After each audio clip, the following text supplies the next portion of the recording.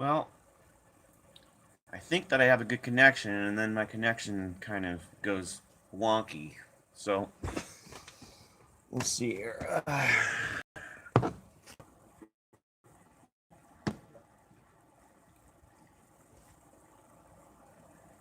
Kind of doing a test here, and if the connection's good enough, I can play some music. Hey, J Cash. All right, hey, when you guys chime on, let me know where you're from. You know, if you say hello, yeah, I'd like to know where you guys are from.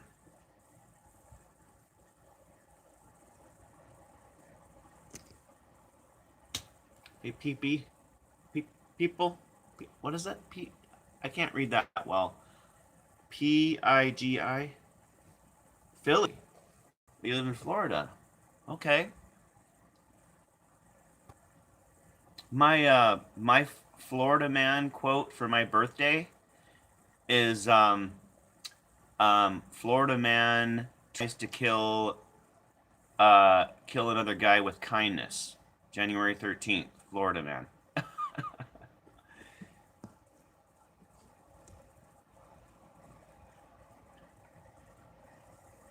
Okay, so related to questions, I'm gonna do a Ask Me Anything, and PP Cobain just asked, "How did I know Kurt?" And that's one thing I'm gonna talk about is that questions like that I've answered. I don't mind talking about it, but it's a lengthy answer, and I've done two videos now. So if you look through my videos, um, you have to go back a ways because I've done it twice in depth. Have how I met those guys. And it's a long story, man. It's like if I tell the story right now, it's going to be and do it correctly because I do appreciate questions, and I'm not just going to do a quick answer. It'll take at least 10 minutes. You know, I mean that's like a basic rundown. Um, but but I appreciate all questions, so I want you to know that. I mean that's a question that I do get asked. You know, um, everything I hear about Florida is true. Okay, yeah. I've never been to Florida. I've been to a lot of other states. Hey, Tansy,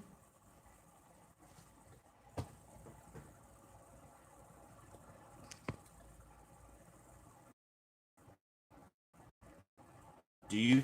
Oh, do I think Courtney? Okay, so that's another. You just hit on two questions, PP. Am I saying that really, PP Cobain? Okay, that's two questions that I get asked the most, you know, and I fully appreciate your question, and um, but both of those questions are in depth, man. Seriously, you know, and I've talked a lot on my channel about hours, dude. You can find hours at this point of me like going into very much detail, you know, and all due respect, PP, you know, because I'm the kind of guy like you ask me a question or you know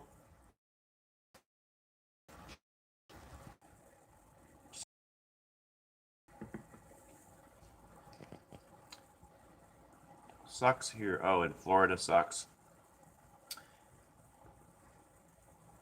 According to thousands, set him up and painted to control the narrative. Am I a Nirvana fan? How old are you, PP? I'm honestly curious because I only reason I'm asking is because I get a sense you might be like a new fan of Nirvana and you kind of maybe you ventured out and wanted to find out what's on YouTube. Anybody talking about um, anything related to Soaked in Bleach or anybody that talks about details about the band. So I'm honestly I'm curious.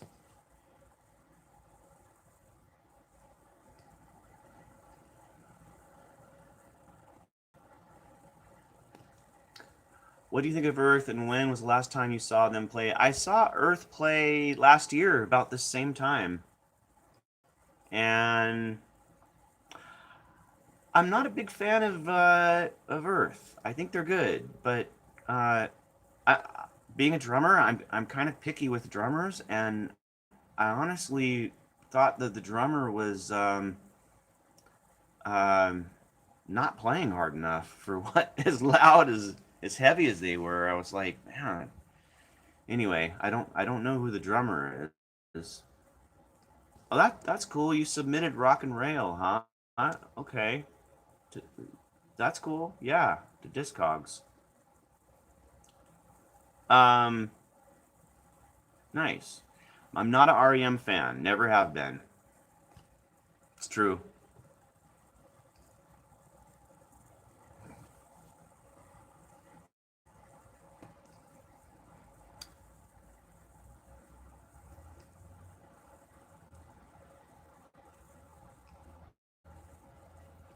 So, yeah, we talk about anything. Just I got my swamp cooler on. It's gonna be like 90 degrees today. I'm doing all right. Yeah. That's kind of my goal is to do all right, one way or another. Had a great time hanging out with friends yesterday, and um, I guess it's been kind of a sad. I've been kind of out of sorts from Mikey passing away, and I just have like fear of loss. Um, I think what happens to me if when I go through losing somebody, I also go through fear of loss. So fear of it happening again. It's something that I understand what it is, and there's no reason to fear it. There's no reason to because it doesn't do any good. To be afraid that it's going to happen again and just like fucking clench your soul. And, I mean, even talking about it right now, I get shaken up. It's just like it's heartbreaking. Um, and so almost in one sense, I do as much possible as I can so I don't go there. I do like the Minutemen. The Minutemen for me have been a more a band that I actually saw play in like 1985, I think, and they were amazing. But I was more into hardcore punk, so the Minutemen were a little bit weird. I actually like the Minutemen more now than I used to like them. Why was there only one Kurt out of Seattle? Well, I know a lot of Kurts in Seattle, but when you're talking about someone being, um, I mean, that's when you're talking about a creative artist to that level. That's a big question, Brian. You know, um, but I don't know what context your question is. I don't know you, and if I did know you then, and I heard you ask it, maybe the response would be different because I'd like to know what you mean exactly. There's a lot of things that go into that. Did Kurt have anxiety? Everybody has anxiety. Everybody. Yes, absolutely. And one thing like I've talked about before, back then you had anxiety to have a roof over your head. You know, it's like to make money. Minimum wage was $4 an hour, and still, to have a roof over your head. One of the first rooms I rented, I couldn't afford it. It was $250 a month in a house, and I couldn't afford it. I was like, you know, 17 or 18. So, or yeah, probably 18 years old. I couldn't afford it, and do the math. $4 an hour, part-time work. Okay, so 30 hours a week.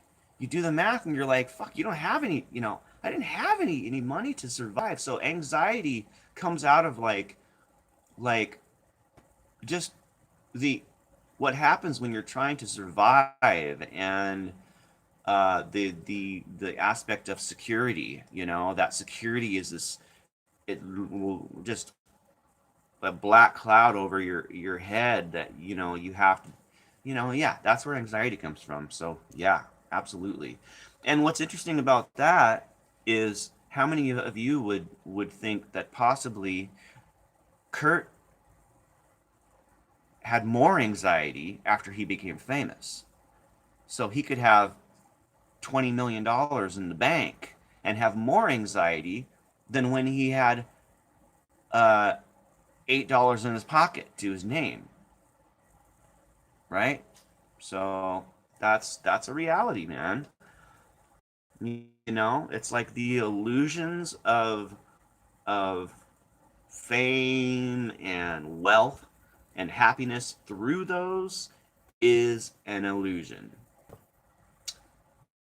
It's real in a sense, but you don't know how it'll affect your life until you're there. So, and if history is any make it and stay alive. When shirts, I a few clothing dealers know like what's going on for sure.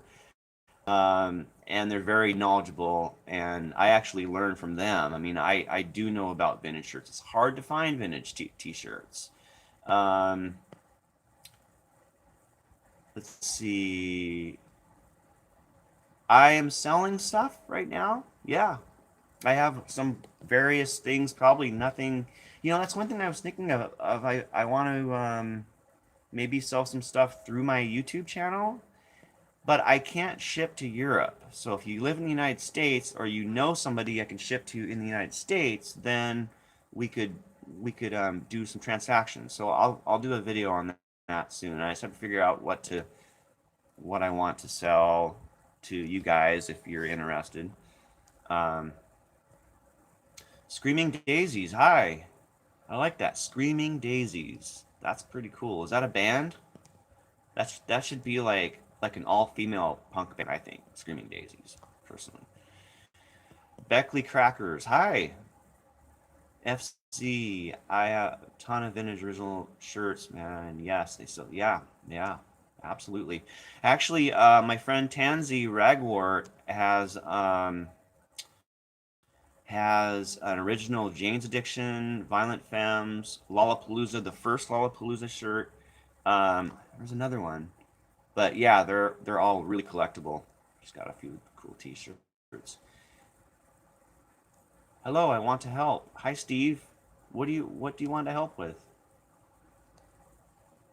Oh, Screaming Daisies. That would be a great band name for an all-female punk band. That's what I was saying. Hopefully you heard that. Do you know if Kurt was self-taught on guitar? Did he receive lessons from any? I think he was pretty much self-taught. Any lessons were like basic things from friends, or something like that. That's kind of like myself. Anything I really learned. I did take guitar lessons for a short time from a blind guitarist named Steve Stefanowitz from Tacoma, and he was in an early metal band in Tacoma called Blind Ambition, and he taught me some basics. Um, I hope the connection's okay. It seems to be running okay on my side right now. What is can be a tough place to exist? To combine really and imagine reality and imagination positively, not anxiety and fear. Thank you, Tansy. Um, you can help. Okay, so Steve 4344 phone. I'm not sure what you're um, what you're saying. Hi, Katrina. How are you? Hi. By the way, you check me check. Hi. By the way, absolutely. I don't know what I'm checking out, but I will. New to your channel, digging your original music. Thank you, for real, for real. I appreciate that. Really do. That means a lot, because if anything that I do that you guys from a creative listener, that I really appreciate, and that's amazing. Any comments about my own original music, I think that's um,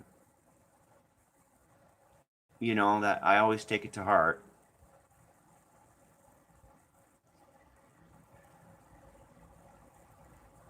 Let me know in regards to Alice in Chains. I saw VH. Oh, yeah, yeah, yeah, the Alice in Chains. That's right.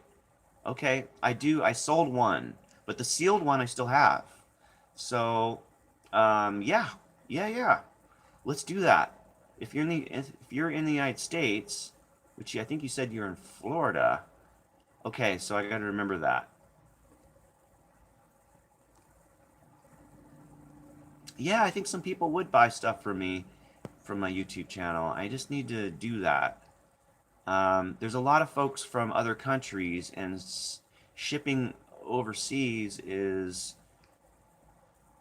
I gotta fill out forms and dealing with the shipping money and there's no tracking.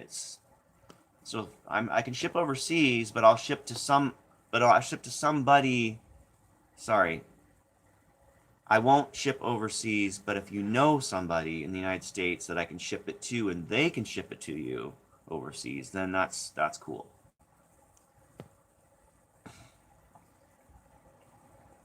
Hi, Meowlity. Nice to see you. Hear from you. Greetings to those that just joined. I had a Jesus shirt. Christ was mine. Then Satan was mine. Now everything is mine. Everything won again. Whoa, that's heavy, dude. That's heavy. Yes, Beckley Crackers. I enjoy doing this, and yeah. Oh, yeah. I have two bands. No gigs at this point. We've been talking about it. We just don't practice enough to get everything in line that we need to get in line. We're just trying to write music right now. We've talked about doing a show. It could happen pretty quick if we decided that we for sure wanted to do it and when. Thank you, Meowlity. My God is everything. Everything is mine. I accept whatever the facts are about really everything is one. Thank you, Steve. Original music exposes the artist. Best way to get to know them up. Uh, Original music exposes the artist. Best way to get to know them. Yeah, yeah, yeah, absolutely. Original music is sometimes it's one of the hardest things to share, because you can um, be overcritical. I've been overcritical my whole life of what I write, very overcritical, and I'm just now like going like, you know what, I mean, some of it it's like I don't need positive comments to keep me confident that I like what I'm doing and I want to share it. But positive comments, your guys' comments, and it does kind of give me like a positive kick in the ass. I'm like, yeah, thank you. All right. Well, I'll play some more. I'll write some more. I'll post some more songs. You know. Let's see. Well, I don't think everybody loves my music. Thank you, though.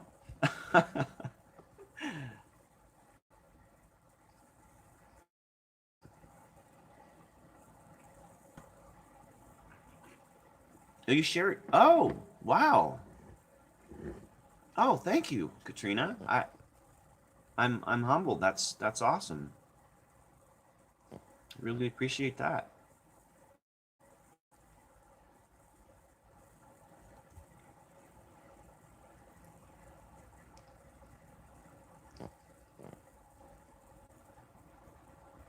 Yeah, I mean it's walking the plank if you worry about it too much, but it's just like self-doubt and fear again. Fear is a motherfucker. It'll creep in your life and keep you from doing what you really love to do or what you want to do because it's just the fear of your criticism and failing is bullshit, It's like um, it's not that the word failing isn't real and exist as a concept and something somebody goes through. I'm not saying that it doesn't exist. I'm saying that it only exists if you let it exist, you know? Because if you never work with the word failing in your life, then really, I mean, you won't fail and you will just do what you love, and it doesn't matter if success is involved or not, right? Hey, thank you, Cooper. Yeah, that was yeah, perfect example. Like I had that album and I just doubted I doubted it too much to do official release, but I was gonna do official release on it. But I didn't have the money though, really. I guess that's part of it. Yeah, failing goes with success, really. Absolutely. And it's all illusional and just ties into yeah, it just ties into the whole game. And it's kind of hard to not be an actor in the big play of life. Okay. Have you hold on a second. Have you ever been to the East Coast? That would be cool if you're been on a tour. There's a town in oops, I lost you. There's a town in Pennsylvania called New Hope. The whole town revolves around. Oh wow, New Hope. I like that. I've heard of New Hope, but I didn't know that it was an artistic community like that. Yeah, at this point in my life, touring with a band, um, that big of a tour is, I'm just going to say it's doubtful. But coming into that direction, for one reason or another, could happen. I was just recently asked to maybe do drums on somebody's album, and I don't know, they may be recording in Nashville.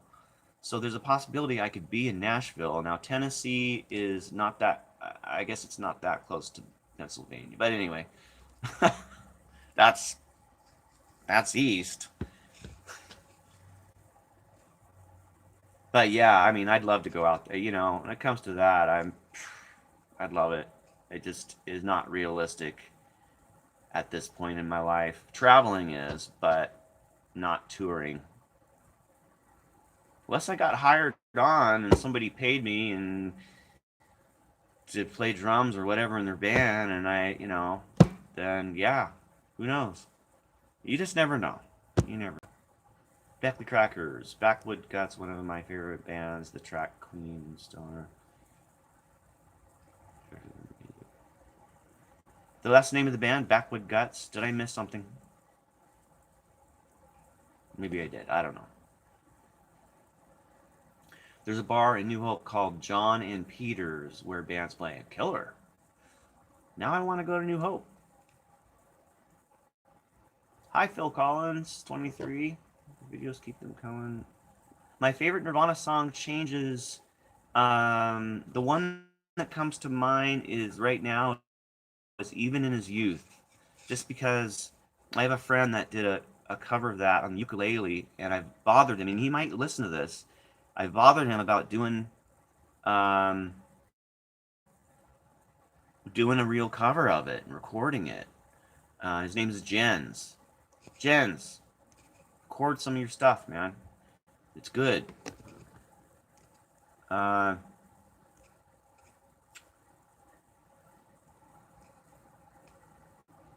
see, I was replying back we were talking about. Oh, the Melmans, yeah. A lot of great bands, small boroughs of Pennsylvania. I played many. Yeah. I know. I can't think of any Pennsylvania bands right off the top of my head. I'm sure I know a whole bunch of them. What are some like 80s punk bands from Philadelphia? Do you know of any? Oh yeah, Napalm Beach. Yeah, they're from Portland.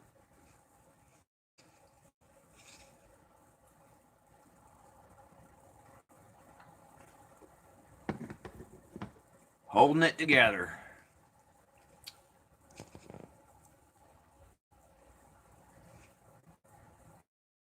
Ween. Yeah. I love Ween. I've seen Ween a couple years in a row. Ween played Bumper Shoot. It it literally would be like Built to Spill, the Shins, Ween, Death Cab for Cutie. It was like all these bands. Yeah, it was amazing.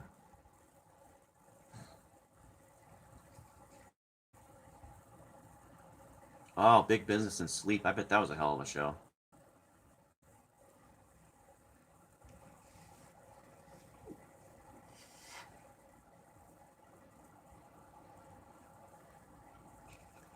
Oh, so J Cash and Meowity, are you guys are both from Pennsylvania?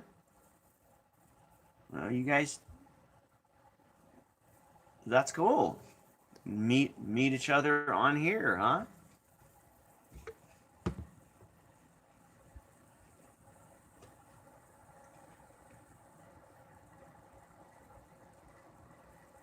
You guys from the same city? Oh, Bow Lover, yeah. Um, but a week ago, and it's hit me emotionally in a lot of ways because he was an old friend, um, in the local scene, and it brought back like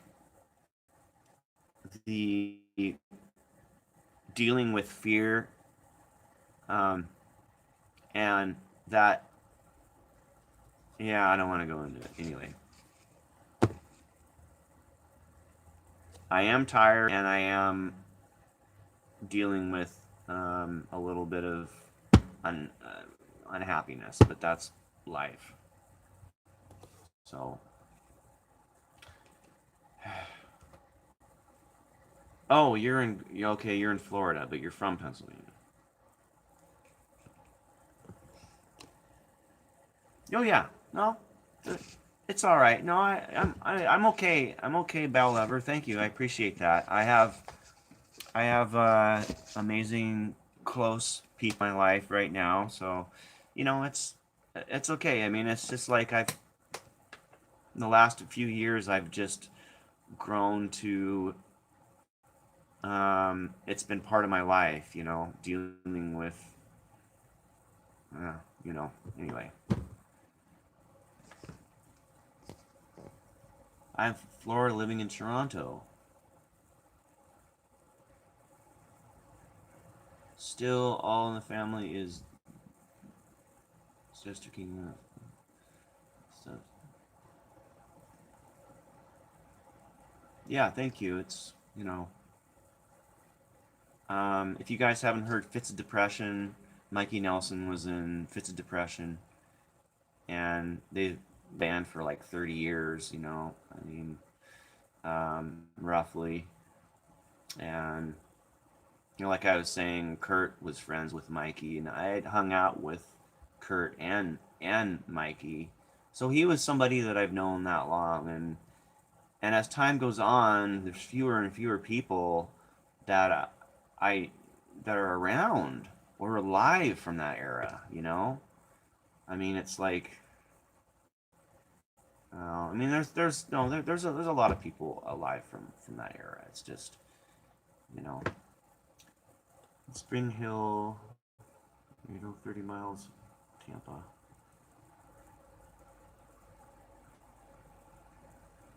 Yeah, it's Fitz is Fitz.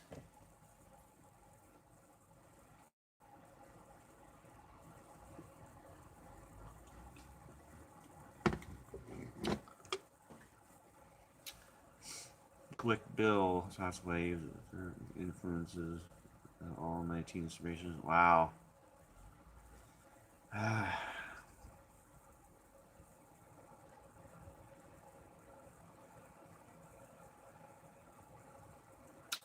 A few hours north of me. Oh yeah, sir. I had a relative that lived in Sarasota for a lot of her life. You ever in Connecticut? Look me up. Connecticut? Yeah. I don't make it east very often. Actually, really never. But I like to. I mean, the valley. You were in a band in the early night. Sage, Chris Cornell in a band in the early '90s. Often compared to Soundgarden. Chris died 2 days after my birthday. Wow. Yeah, that's.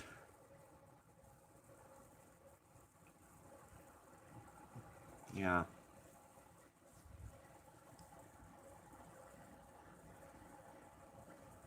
Most definitely. Oh, maybe I should grab my guitar. I'll do that.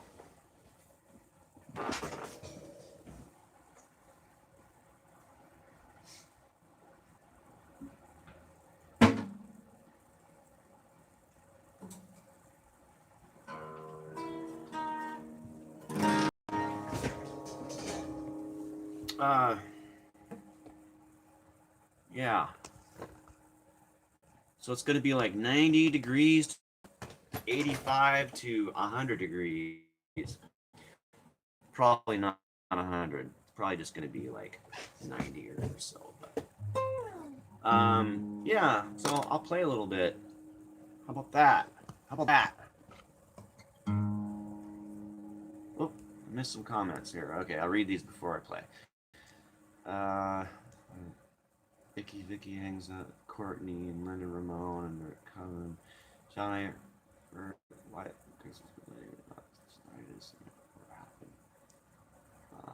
Factor. Oh god, tonight is horrible. I've had ear problems and it's made me want to jump off a bridge. It's bad. But luckily, I don't have ear problems now anymore, and I know why they happen. So, um, do a cover of "You Can't Put Your Arm Around Memory." I don't know that song. Oh, is that a Chris Cornell song? Maybe? All right.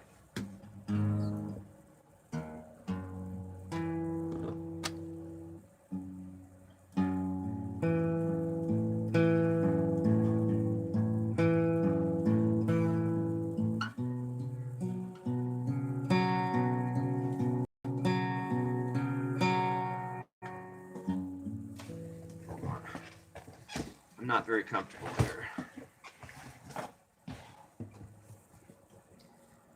I wish I had a better way to do this. Maybe I can prop it up.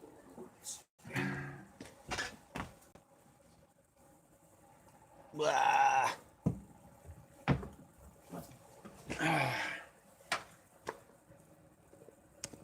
Nirvana songs. I don't really know many Nirvana. I've done something in the way. I could probably do that, I guess. I don't know. Get it, Johnny. Get it, Johnny. Get it. I don't know any Melvin songs. Oh, wait, that's not true.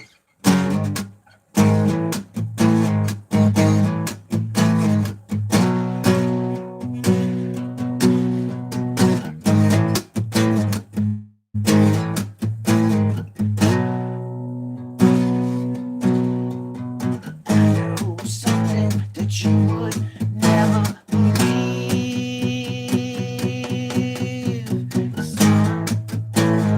Finally make you agree.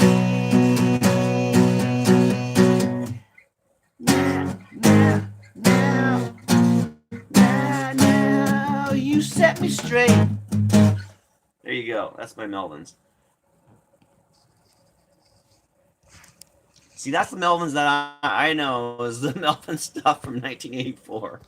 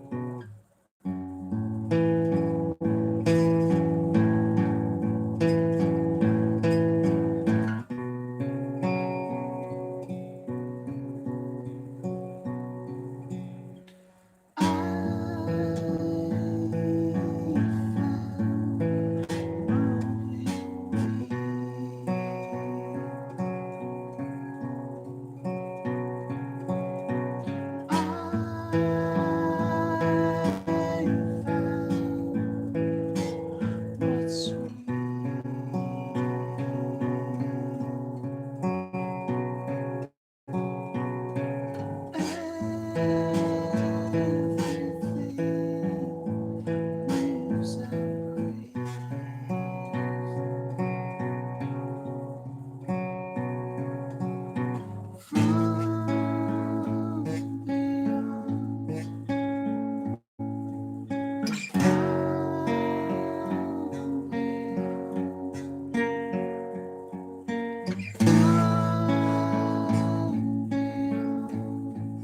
from silver wings.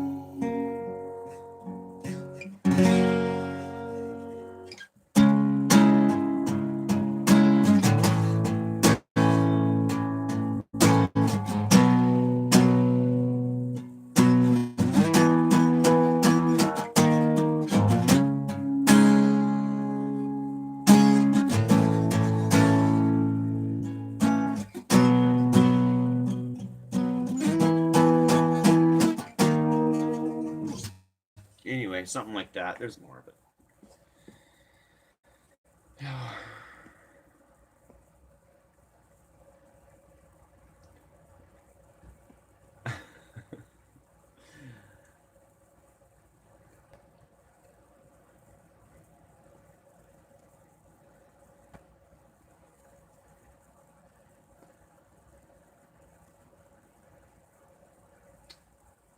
Let's see. Hey, thank you for all the comments. Wow, appreciate that. Um, very beautiful. Thank you. Um, do I have a day job? I've been selling on eBay and local and stuff like that pretty consistently now for I've been doing it for about 20 years. Um, but I've made a living off it for about 15 years solid. I'm still doing it. I have cheap enough rent now. I'm able to, get by. I have a backlog of stuff to sell, so basically, like, I kind of go off and on. Like, I'll work really hard for a few days selling stuff, and then I won't for some few days, and I'll kind of go back and forth. But I'm always keeping my eye out, and yeah, stuff to resell. Favorite Elliott Smith memory. Well, that's yeah. Regarding Elliott Smith, when I first heard Elliott Smith, it would have been about 1997, and I really related to him because I was doing some acoustic stuff, and I really liked what when I heard what he was doing. It's like, wow, that's exactly what I love, to it's kind of I envisioned what I was doing in that sense, though he's like fucking amazing guitarist and songwriter. Obvious, yeah. I mean, extremely legendary at this point, But back then it was like, wow, this guy's amazing. And he was on a local label, and so myself and my wife at that point, we go out and see Elliott Smith every chance we get, and my brother, and yeah, I mean, there was quite a few shows where I got to see Elliott play. I probably saw just about every show he played in Seattle. I mean, literally, you know, from about 1997 through 2004.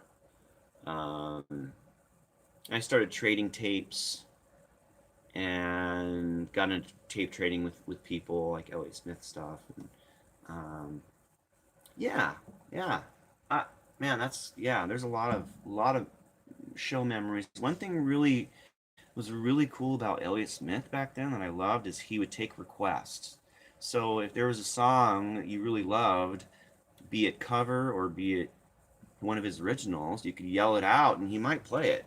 And that happened many times, Like I'd yell out a song, he'd play it, and anybody else would yell out a song, and he'd play it, you know. So yeah, Elliot was mind blowing. He could bring a room of 400 people to complete silence playing by himself on stage, you know. So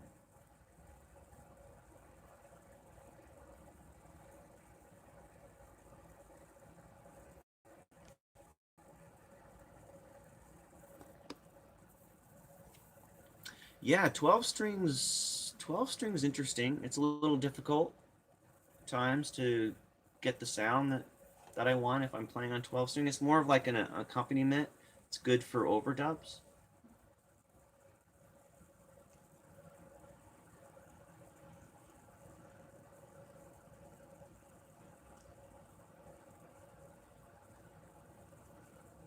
I can't have pets here. I love dogs and cats, and well, cats are I love cats, but they're kind of a rough pet. Dogs are a rough pet too. Uh-huh. What do I sell on? My knowledge with stuff to sell on eBay goes far. I mean, all kinds of stuff. Crazy electronics, music. Like this photograph that I found that's on the piece of wood. That's something I'm gonna sell, and hopefully, I mean, I'll get at least a few $100s for it, if not $1,000. So I sell all kinds of stuff for sure. Yeah, eBay's tough. It is a hell of a lot of work to be able to make a living at it now.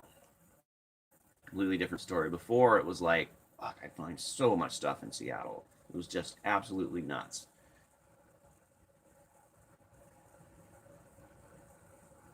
Cooking videos.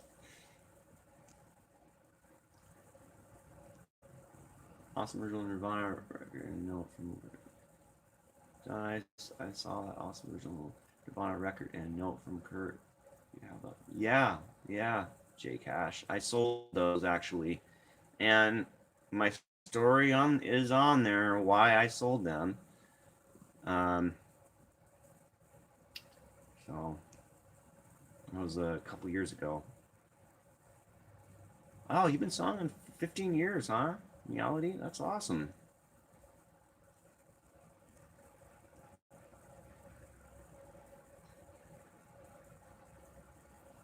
Yep, it is the Love Bus 7 inch that Kurt gave me a copy of.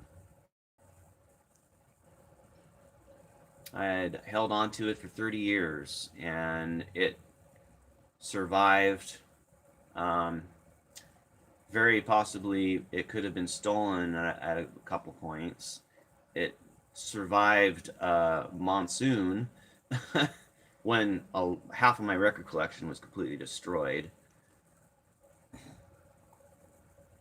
Hey, Zizi, Zezzy.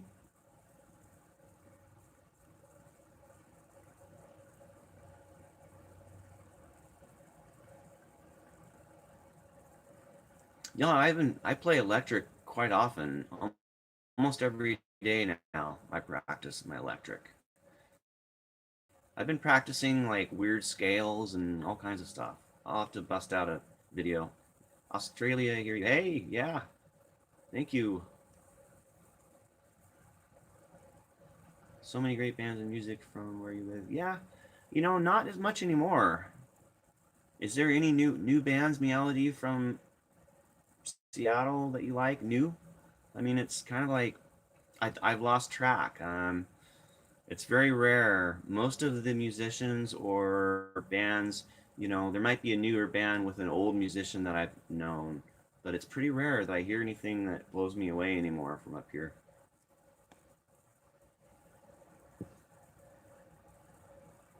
I don't know what clout glasses are. How do you feel about Kurt Cobain's clout glasses becoming more popular? I don't know what those are. Are those the sunglasses? I'm not sure. What drink is that? It's a beer. I do like Fender Jaguars. I think Fender Jaguars rock. I don't own one, but I love them. Yeah, cats can be terrors, no doubt about it.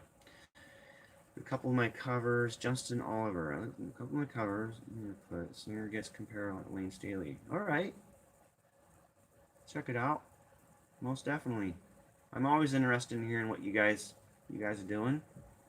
Some amazing songwriters um, are, that come and say hi on my channel for sure. Mumford, so a variety of stuff too.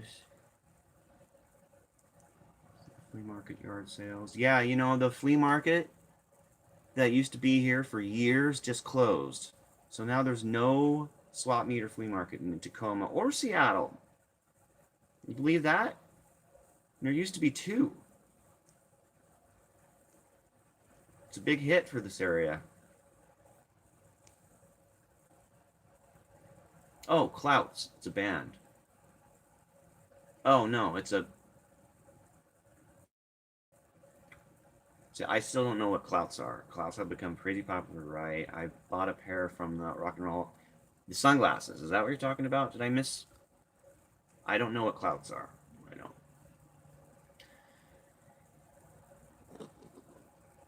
Yeah, now shipping is ridiculous. I just sold something and it was almost as much shipping as I made money off it. And I realized what I paid for it and the shipping, like I really didn't even make any money off it now.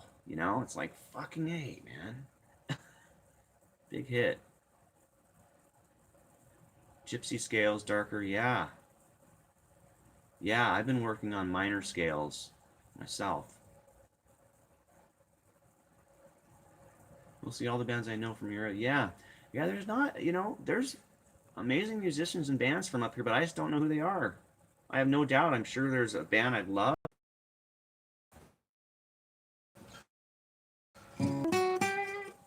Um, anyway, there's this twangy acoustic um, scene that's been happening here, where it's usually like 1 to 4 musicians that play banjo, acoustic guitar, and bass, and they do like, I mean, it was original for a little while, like The Devil Makes Three or something like that, like, but now it's kind of like it's very rootsy. It's cool.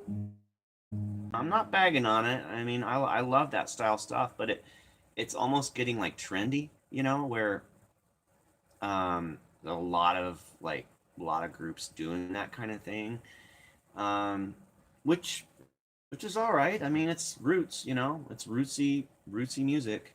Um, it's just only so much I can handle in a way, you know. I I guess I would rather listen to the originals than listen to people doing covers, that so that's that.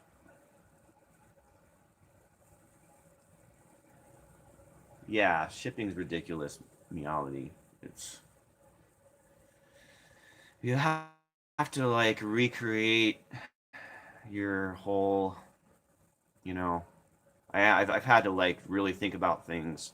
I mean, I have investment into stuff that I bought. Like I could make good money off stuff that I currently have. I don't have to go out and look right now. I just have to focus on what I have. So, you know, I've collected so much shit over the years, you know, and stuff that I've had, and it's like, well, how long am I going to hold on to, you know, those signed baseballs from the 50s, you know, or how am I long I'm going to hold on to the Led Zeppelin original Led Zeppelin, make a whole lot of money off one photo, you know. Um, just the whole concept of profit just bums me out anyway. You know that I my mind even has to go there. You know, but that's a system we live in, and um, take my horse to the hotel room jam. I don't know if I've heard it, John. If grunge band I was doing called Spun September AI Gaming. Okay, Blueshead or Spun Blueshead. Okay. Oh yeah, Minor Threat.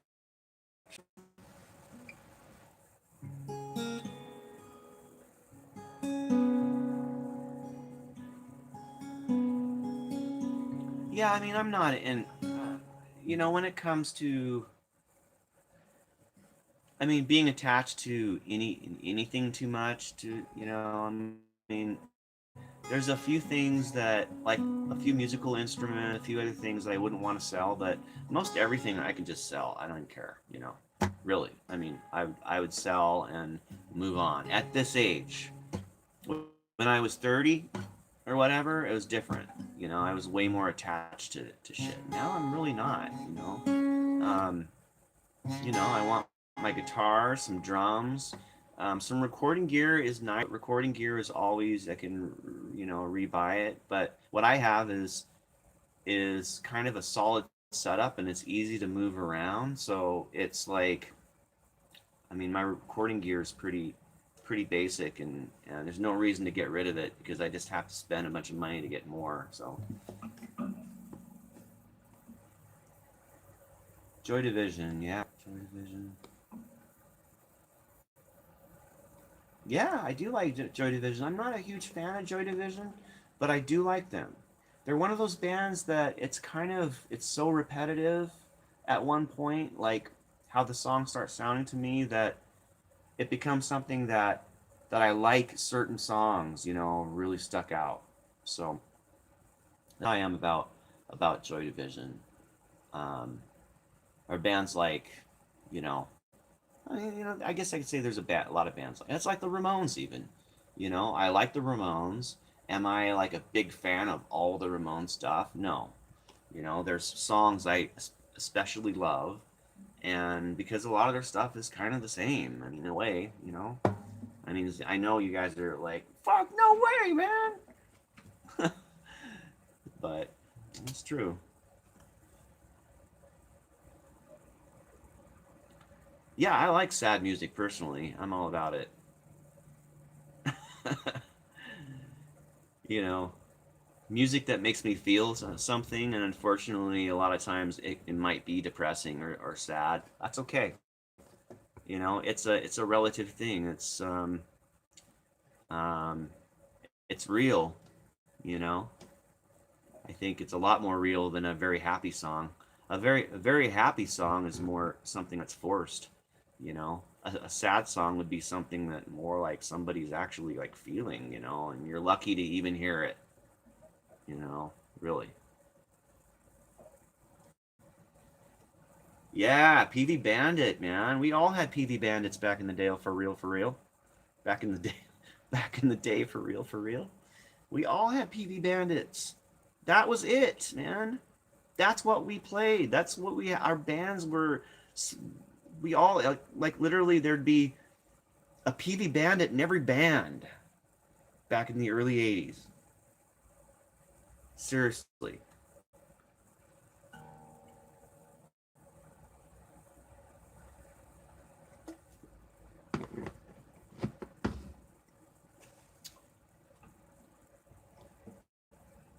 Well, Metal Zone was probably later, but PV Bandit's the original. That's the one. You turn up the distortion on that. You can turn it up. It goes just loud enough that you can hear it. Even if your drummer plays loud, you can still hear the PV Bandit. And if you have two guitarists, then it's just loud enough. What's the best thing you ever found and sold? Someone threw out an old furniture. Ooh, a 19. You sold it for too cheap. Well, hold on.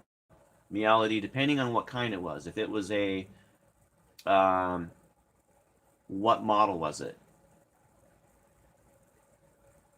If it was a Mustang, um, Fender, the small tube amps, that's actually a pretty good price for one of those, but they're going up though. Fender Vibrochamp, Vibrochamp. Yes, Champ. Thank you. Yeah, that's what I just said before I looked. Um, yeah, I've owned Vibro Champs and I've sold them. I would love to have a Vibro Champ again. And I'm actually kind of kicking myself that I sold all of mine. Um, a large, yeah. When you find stuff like that, if it's 60s Fender, it doesn't matter if it needs to be repaired. Because if it was a tube amp, that's not that big of a repair. But if it's a super rare one, you're talking about $1,000 amp. It doesn't mean, I mean, still, don't get me wrong, $400 for a 60s, for some 60s Fenders is a good deal. Probably one of the most crazy finds I ever found and sold, there's quite a few of them,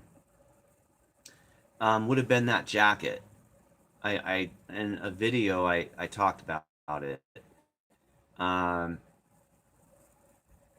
yeah, if it was, yeah, hey, depending on what you got, what you paid for it, you still obviously made money. But yeah, stuff like that, depending on the age of the fenders. I mean, uh, I almost don't want to keep talking because, you know, I just know a little bit about that. You got to be very, very careful. Anyway, but hey, that's how you learn. I've sold stuff too cheap before, and it happens, because I mean, you're getting an amazing deal for it in your mind, but actually, it's worth more. That's like the jacket that I sold. Um, I found this leather jacket from the 40s, and I didn't know it was from the 40s, and it was like a hipster leather, and I got it for by weight. I think it was like $3, and it had the original tag in the back of it, and on the tag it said um, front horsehide leather. So if you ever see anything that says horsehide leather, um, buy it because it's definitely valuable. But don't if you pay too much for it, then you're probably getting the market value for it. But anyway, so it's a front quarter horsehide leather. That's right. Anyway, I get home, and this is an example of meality. Um, I get when I look it up at the store, and it looks like it's worth like maybe $300 to $500, and I buy it for like $3. I'm like, oh, killer. So I mean, I'm stoked. So I get home and I list it on eBay, starting bid 500, and I buy it now for 1,000. Somebody bought it in like 10 minutes, and he lived in Seattle. He had a clothing store right up the street. So he bought it for $1,000.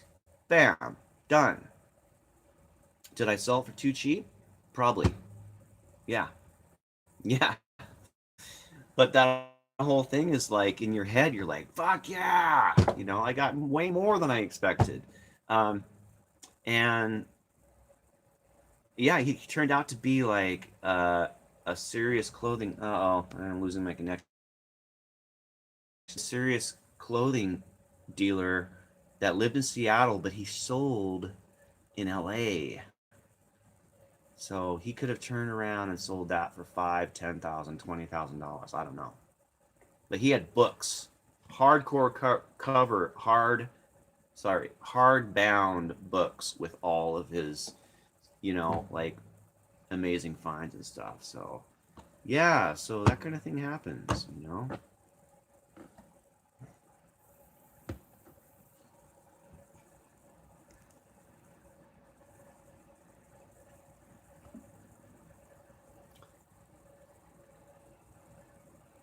I mean, that's like this picture of the I did a video, the American Indian.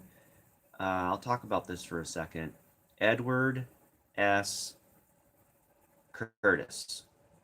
His family moved to Port Orchard, Washington, which is like 25 miles from Tacoma, just over the Narrows Bridge. 25 miles in 1887. And then he moved to Seattle with his family and he did this photography. You guys got to like look up Edward S. Curtis and watch. You'll be like, "Wow, this guy was like historically significant." I mean, as a photographer for documenting American Indians in the West. And you've probably seen photos that he's done. I mean,